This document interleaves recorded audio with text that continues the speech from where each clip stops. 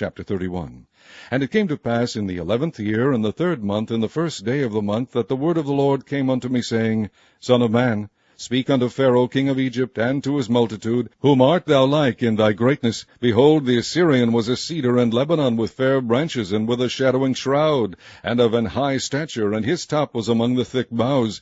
The waters made him great, the deep set him up on high, with her rivers running round about his plants, and sent out her little rivers unto all the trees of the field. Therefore his height was exalted above all the trees of the field, and his boughs were multiplied, and his branches became long because of the multitude of waters, when he shot forth. All the fowls of heaven made their nests in his boughs, and under his branches did all the beasts of the field bring forth their young, and under his shadow dwelt all great nations. Thus was he fair in his greatness, in the length of his branches, for his root was by great waters. The cedars in the garden of God could not hide him. The fir trees were not like his boughs, and the chestnut trees were not like his branches, nor any tree in the garden of God was like unto him in his beauty. I have made him fair by the multitude of his branches, so that all the trees of Eden that were in the garden of God envied him.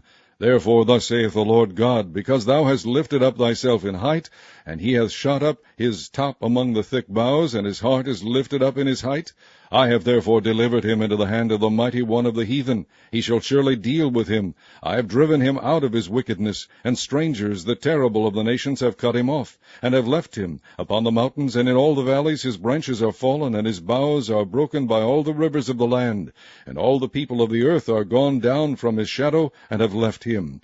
Upon his ruin shall all the fowls of the heaven remain, and all the beasts of the field shall be upon his branches, to the end that none of all the trees by the waters exalted themselves for their height, neither shoot up their top among the thick boughs, neither their trees stand up in their height, all that drink water, for they are all delivered unto death, to the nether parts of the earth, in the midst of the children of men, with them that go down to the pit.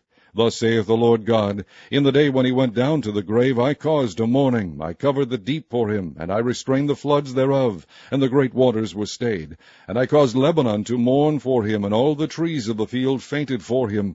I made the nations to shake at the sound of his fall, when I cast him down to hell with them that descend into the pit. And all the trees of Eden, the choice and best of Lebanon, all that drink water, shall be comforted in the nether parts of the earth. They also went down into hell with him, unto them that be slain with the sword, and they that were his arm, that dwelt under his shadow in the midst of the heathen. To whom art thou thus like in glory and in greatness among the trees of Eden? Yet shalt thou be brought down with the trees of Eden unto the nether parts of the earth. Thou shalt lie in the midst of the uncircumcised, with them that be slain by the sword. This is Pharaoh, and all his multitude, saith the Lord God.